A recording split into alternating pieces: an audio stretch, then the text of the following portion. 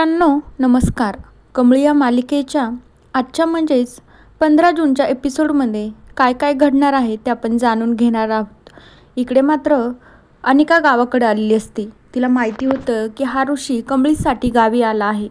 ती आता त्याचा पाठलाग करत असते. ऋषी काय करतोय, कसलं काम करतोय, सगळी काही अपडेट ती नयनताराला देण्याचा प्रयत्न करत असते. ऋषी मात्र त्याचं आवरून गाई वासरांची सोय करून तो मात्र झोपलेला असतो. आता तो गोठ्यामध्येच झोपतो, कारण की त्याला दुसरीकडे राहण्यासाठी तर काही जागाच नाही. कमळीसाठी तो गोठ्यात पण राहायला तयार झालेला असतो. ऋषी झोपलेला असतो. अनिका मात्र रात्रीच्या वेळी तिथे येते. ऋषी कुठं झोपलाय, कसा झोपलाय, गोठा आहे, इतक्या मोठ्या घरामध्ये वाढलेला मुलगा अचानक त्या मूर्ख मुलीसाठी गोठ्यामध्ये झोपतोय, असं हे सगळं शूटिंग मात्र अनिका फोटो शूटिंग काढत असते. तिथे गाई वासरं वगैरे सगळं असतात, त्याच्या देखील ती शूटिंग काढते. आणि मग असं म्हणते की आता हे ना मी सगळं नयनतारा आंटीला सेंड करते. ती सेंड देखील करून देते, व्हॉट्सअपला पाठवून देते. तिकडे मात्र नयनतारा रात्रीच्या वेळी झोपलेली असते. तिला देखील माहीत नसतं हा ऋषी कुठे गेलाय आणि काय माहिती.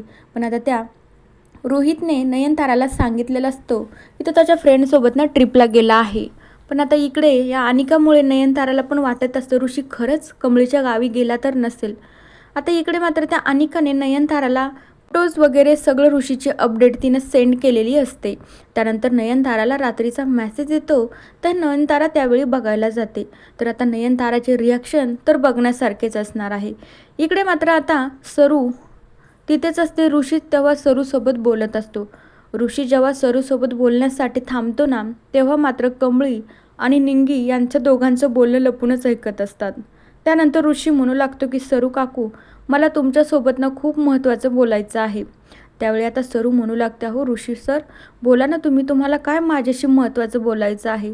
आता सरूला तर सगळं काही माहिती असतं की ऋषीचं माझ्या कमळीवर किती प्रेम आहे. आता हो हा ऋषी ना फक्त लग्नासाठीच काहीतरी बोलणार आहे, लग्नासाठी नक्कीच हो माझ्याकडे मागणी घालेल. तर त्यानंतर ऋषी मात्र सरूला म्हणू लागतो, आईला जशी अपेक्षा आहे ना तशी मात्र ही कमळी नाही आहे. कमळीला ऐकून धक्का बसतो. हा ऋषी पण माझ्यामधले आता गुन्हे काढायला लागला, चुका काढायला लागला. पण आता कमळी ऋषीचं बोलणं शांतपणे सगळं ऐकून घेते. सरू पण शांतपणे उभी असते. त्यावेळी ऋषी सांगू लागतो, पण आईच्या अपेक्षेपेक्षा आणि कल्पनेपेक्षा, तिच्या सगळ्या गोष्टीपेक्षा कमळी खरंच वेगळी मुलगी आहे, त्याच्यापेक्षाही कमळी छान मुलगी आहे. त्यानंतर मग सरूला आनंद होतो की माझ्या कमळीला हा ऋषी छान म्हणतोय. त्यानंतर ऋषी असं देखील म्हणू लागतो, खरं सांगू का, मी अगोदर तुमच्यासोबत साधना मावशी म्हणूनच बोलत होतो, पण आता मी जे काही तुमच्यासमोर उभं राहून बोलतोय ना ते कमळीची आई म्हणून मी तुमच्याशी बोलतोय. खरं सांगायचं झालं ना, तुम्हाला तर जाणवतच असेल माझं कमळीवर किती प्रेम आहे. मी एक मोठ्या घरामध्ये वाढलेला मुलगा, मी कमळीसाठी जर गावी राहत असेल, तिच्या करिअरसाठी जर मी धडपड करत असेल, तर मग हे तिला का दिसत नसेल, असं मात्र ऋषीचं म्हणणं असतं. ऋषी म्हणू लागतो की कमळीची आई, तुम्हाला खरंच सांगू का, मला ना जेव्हा कमळी मुंबईला आली होती का तेव्हापासूनच मी तिच्या प्रेमामध्ये पडलेलो आहे बघा.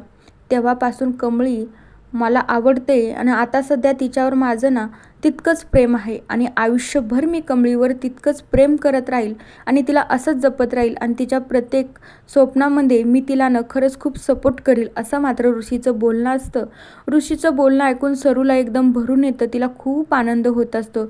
इतका चांगला मुलगा आहे आणि माझ्या कमळीला याच्यापेक्षा चांगला मुलगा कुठून भेटणार आहे, असं सरूच्या डोक्यात चालू असतं.